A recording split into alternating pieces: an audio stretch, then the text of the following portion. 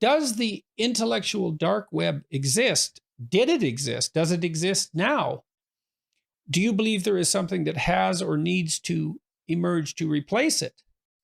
And with you back to your normal self, such as that is, what do you think the IDW members should be doing now? Well, I think the IDW was more, did it exist? Well, I get parodied for saying this all the time, but it depends on what you mean by exists. No, in that the people who were nominally part of that group had never come together and said, we're part of a group. Yes, in that there was a web of interconnected social communications that were made public among an identifiable subset of people who were active on YouTube 6 years ago, 5 years ago. So it existed as a pattern of communication or as a social network, an implicit social network. And then it was given a name by Eric Weinstein and popularized by Barry Weiss, the New York Times columnist at that point. So it existed as a social network that was named, so was observed and then named and then popularized. And then, of course, what happened among us who were deemed part of that was that, well, we were flattered, I would say, pleased at being recognized, pleased, I would say as well, to be part of that group, which was very intellectually diverse on the religious front and on the political front, although I suppose to some degree it tilted in the conservative direction, but even that wasn't that clear. Certainly Sam Harris and Joe Rogan weren't clear conservatives. I don't think I'm a particularly obvious conservative, all things considered either. But be that as it may, why did the idea catch on? Well, I think a lot of it had to do with the specifics of the technological revolution in communications at that point. This group of us who were in contact with one another were in contact primarily through YouTube.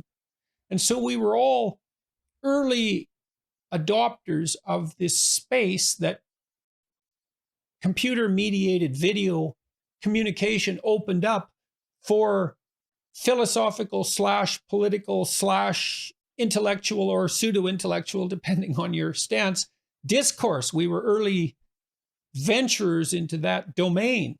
And there weren't that many of us to begin with, especially that many in cross communication.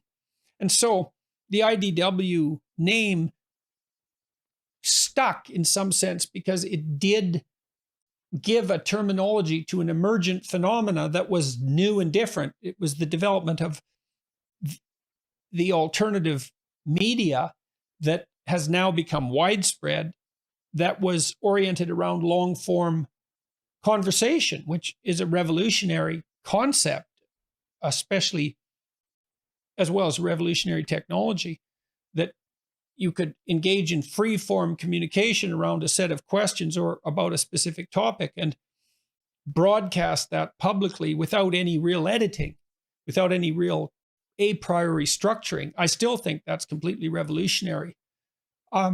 So I think the IDW did exist. And then once we were named, that increased the probability that we would mutually communicate, although to some degree that's fallen apart over the intervening years, partly because of political differences between members of the group, but also partly because it was a very loose group to begin with.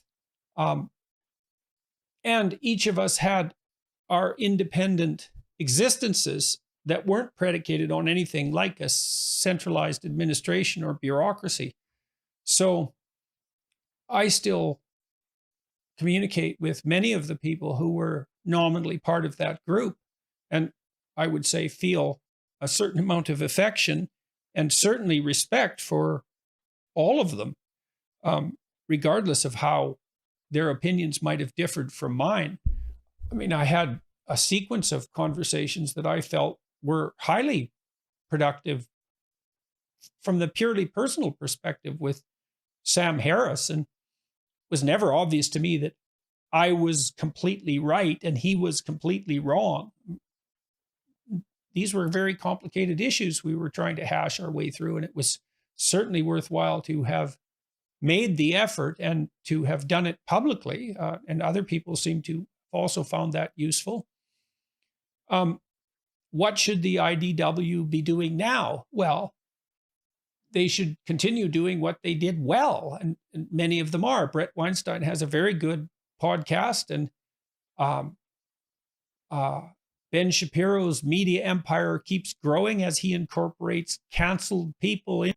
I'm still producing podcasts and writing, and I'm hoping that all of us, what we should do is and Joe Rogan, of course, is extraordinarily successful and doing what he's doing, and many other people are doing the same thing now. And so what is it that we're doing, and what should we be doing? Well, we should be trying to have interesting conversations, the interesting conversations that this new technology make possible, and to disseminate them as widely as possible. We should also be, to the degree that the IDW was a countercultural movement in some sense, well, what we all should be doing, and I think are doing, is exploring the narrative space, the narrative space of politics and philosophy and spirituality to some degree. We're trying to tell different and hopefully better stories, and to help other people enact those stories, understand those stories, and enact them to the degree that they find useful. And so what should we be doing? Well, we should be trying to make things better and telling the truth while we're doing so.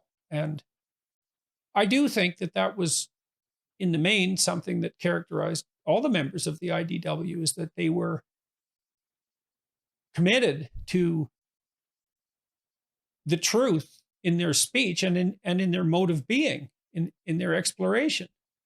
And I think that was recognized by their audience members and appreciated. I don't think that stopped as well. So there was an IDW, and there still is to some degree, but it's expanded greatly. There's so many people now doing long form YouTube interviews and podcasts. That space has exploded, and that's really good as far as I'm concerned. That's associated with another question.